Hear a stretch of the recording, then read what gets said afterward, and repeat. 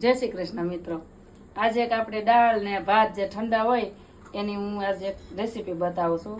જે અમારા બાજુમાં એક દાદી રહેતા ને બ્રાહ્મણ, એમણે અમને શીખવું કે આપણે બચેલા દાળ ભાત હોય ને તો રેસીપી આ કામ લાગે, આપણે બચ્યા હોય તો મસ્ત રેસીપી બને. તો હું આજે તમને બતાવું. તો આપણે સૌપ્રથમ ગેસ ચાલુ કરીશું.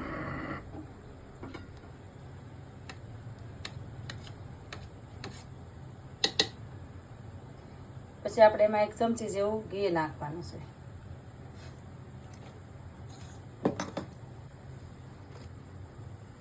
ઘી ગરમ થાય એટલે આપણે એમાં 7-8 દાણા મેથીના નાખી દેવા. અને સ્મેલ પણ એટલી મસ્ત આવે કે આપણે સુગંધથી જેમ થાય કે આપણે ખાવી છે રેસીપી. તો હવે આપણે એમાં લીંબુ એડ કરશું અને પછી આપણે એમાં દાળ વઘારીશું. જે આપણે બપોરે જે આપણે ખાવા માટે બનાવ્યા દાળ એના કરતાં આપણે થોડીક ગળી બનાવી નાખવાની મીઠી દાળ, એટલે આપણે ચપટી ખાંડ ઉમેરી દઈશું. દાળ આપણી ગરમ થઈ ગઈ એટલે બચેલા ભાત હોય એ થોડાક એડ કરી દઈશું.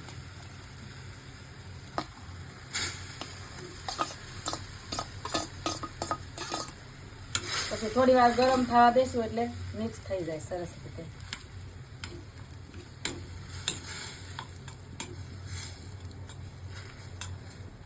જો આપણે ભાત ને દાળ મસ્ત મિક્સ થઈ ગયું છે તો આપણી આ રેસીપી તૈયાર થઈ ગઈ છે ફટાફટ 5 મિનિટમાં, અને મસ્ત રેસીપી. વાત શું કરે.